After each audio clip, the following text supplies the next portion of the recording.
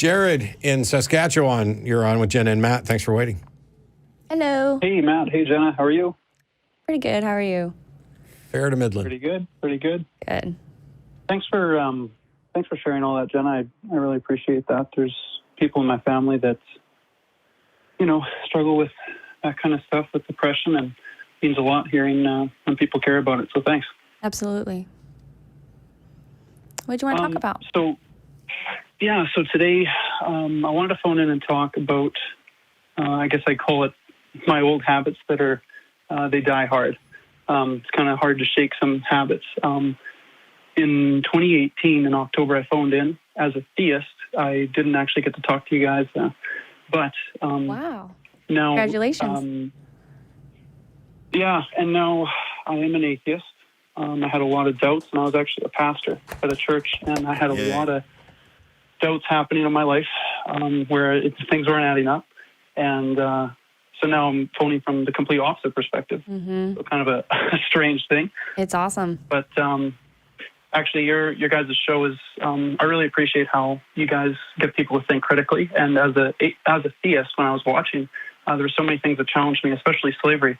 And so, Matt, I appreciate that, too. That's thinking about that. Well, I wasn't the one to discover it. I'm just the one that harps on it the most, probably. Yeah, but it is good to, we have to critically think, and that's what I did, and I guess here I am. Good for you. I wanted to talk today. Well, thanks, guys. I appreciate it. Today I had this thought because sometimes I get headaches a lot. I get really painful headaches, and we all get different physical pain. And sometimes, like I've only, I haven't been believing for a couple months now, but still I almost default go to prayer, not specifically to God, but even though I don't believe, it's hard for me to not kind of default to prayer where I've been going pretty much all my life for when I experience pain. Yeah. So have you guys experienced that, or is that a phenomenon that's normal when you deconvert? Or I was just wondering what you guys would think about that. You want to go first? I don't experience it, and I don't recall experiencing it, but I know plenty of people who have. And to me, it's a big nothing burger. It's something that it should be completely unsurprising. You've been conditioned to be a certain way. And prayer is one of those things where quite often people will exercise that tendency to pray when things seem futile, when you don't know what else to do. It's one of the reasons why we get that tired old canard about no atheists in foxholes, that when the pressure's enough, anybody will pray. Well, as it turns out, that's actually not true. And the people that I would rather have in the foxhole with me are the ones who are going to be, paying attention and not, have their eyes closed and their hands folded in prayer. I want them, granted, I wish none of us were in a foxhole in the first place. Agreed. But I don't think it's anything that you should worry about. The people that I've heard from who have dealt with this, it's something that kind of wanes over time. And a lot of them have looked at it as almost like an amusement, So I don't believe anymore, but my brain still goes, oh, God, please, can you make this headache go away type thing? And then quite often there's an internal chuckle afterwards of, what the hell am I doing? And, and then you just go on. I get that too, yeah. Yeah. As far as I can tell, you are normal.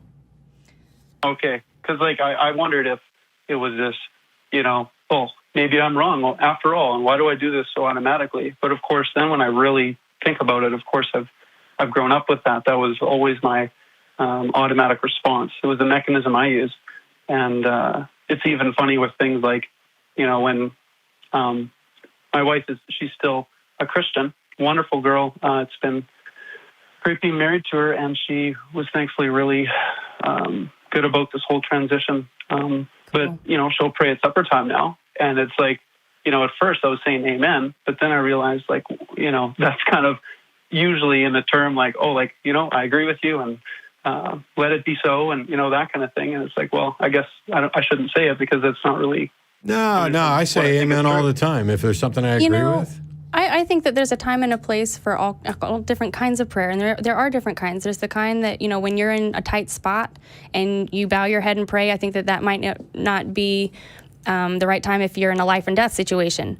If you're in a situation where you're just really stressed and you need to just kind of close your eyes and go in your head and just kind of turn off for a little bit. I kind of call that meditation, and I think that can be really helpful. And the evidence shows that can be very helpful to people simply by doing what other people can call prayer. My experience with prayer when I did believe in God was I always felt like Jesus already knew how I felt about things and what I wanted, and I felt like I didn't have to put it into words, and so I would just close my eyes and just be there. And when I went to adoration, there was, I don't know if you know much about Catholicism, but in adoration, it's basically a quiet time where they say that the Eucharist is exposed and you're supposed to just be there and be silent and not disturb anything or anyone. And I always loved that because it was peaceful, and you can take things like that from religion and try to figure out how to do it in your life without all the woo. So what I do now is I go fishing with my husband, and we have a little boat, and we just go out in nature and away from people and life, and that's what I call prayer now, for lack of a better term, when I go to AA. So I think it just kind of depends on how you look at it. There's other stuff along those lines, too, where I know people who used to be incredibly superstitious, and even though they are skeptics who realize, that there's nothing, no reason to think that any of those superstitions are real, they might still knock on wood or toss some salt over their shoulder.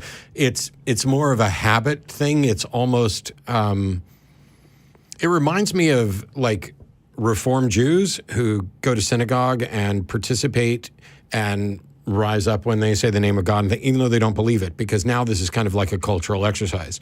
It would be a mistake to look at who we are as human beings and suggest that anything that was ever loosely associated with religion should be scrubbed from our life, and we're going to take away everything that you enjoy. Yeah. I think there'll come a time where you'll probably pray less and less, and maybe you'll convert it to something closer to meditation or introspection at different times.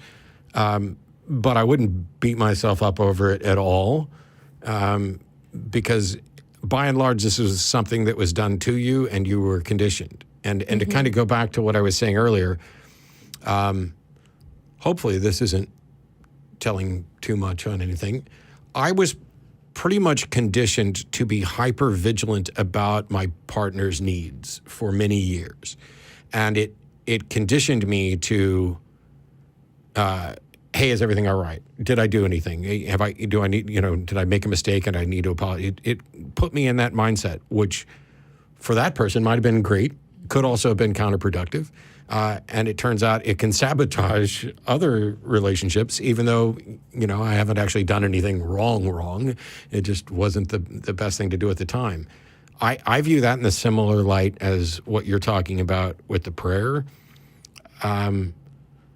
You're already aware you're not actually pleading to the governor of the universe to remove your headache. It's a reflex. Right, and you understand that there are better ways to fix a headache than to close your eyes and think about not having a headache, right?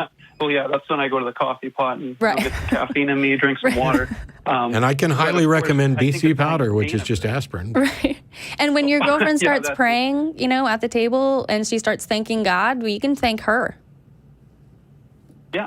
Well, and I think it's important to, be thankful for the food we get to eat. And there's people that don't have a privilege like that to be able to eat a good meal. Yeah, so and I wasn't joking. It's one of those things that I understand. Yeah. I wasn't joking. I say amen all the time if there's something I agree with, because it's a good word that people largely get, which can occasionally be humorous, but religion doesn't own it. Right. It's like cheers. And it's the same reason, like, I remember there were times when I would say something like, God damn it, and then some theist would be like, you don't get to say that because you don't believe in God. And I'm like, I get to say whatever I want because I don't believe in that. You're not supposed to say it because you believe in God. That should be our word. I'm not going to give you all the good swears. Yeah.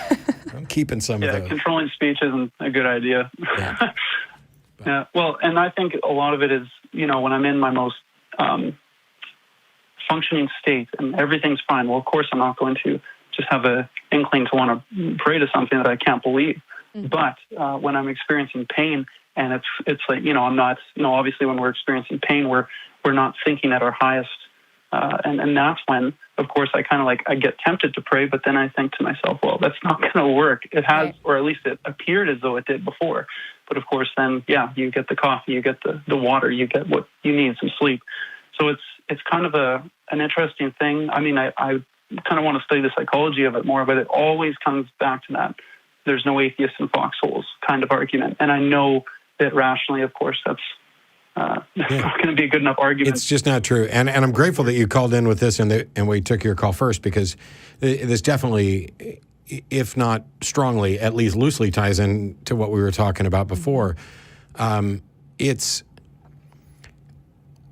We often try to beat ourselves up for not being perfect. And that just absolutely drives me bonkers, because it's nice to strive for perfection. That way, even if you're never going to get there, you've still hopefully improved and done something that makes the world better.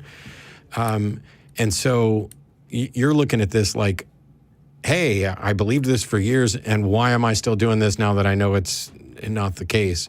And the reason is right there in the explanation, because you've been doing it for years.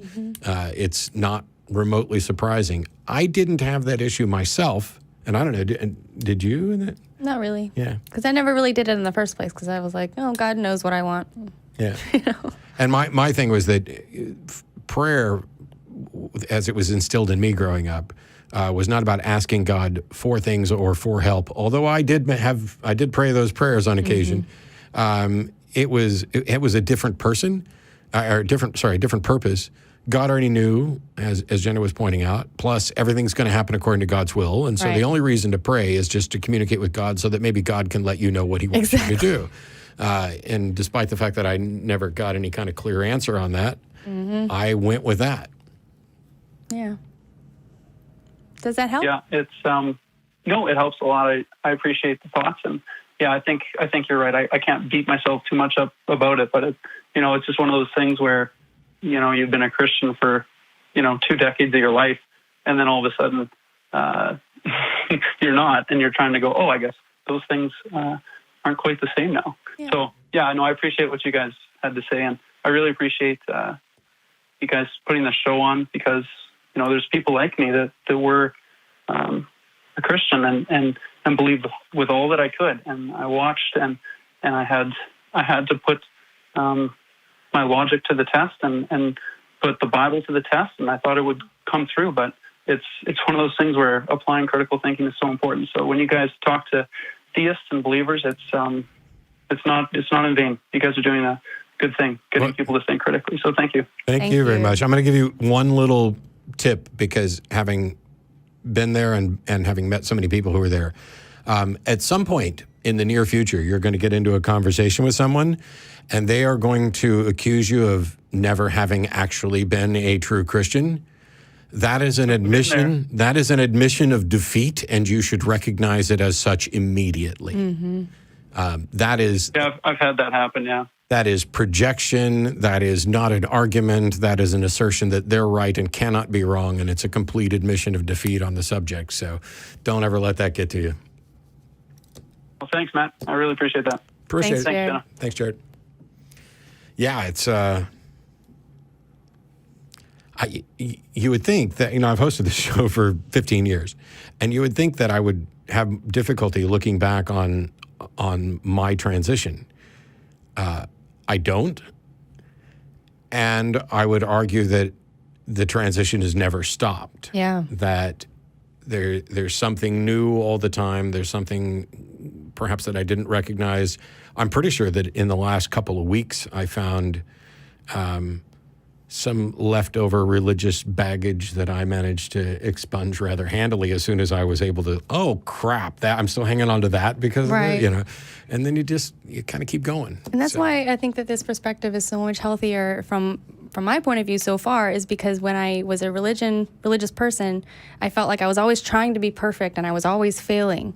And now it's like I'm always trying to be perfect, but it's okay. I'm always just getting better. Yeah. I'm just trying to be better. Because there is no perfect. So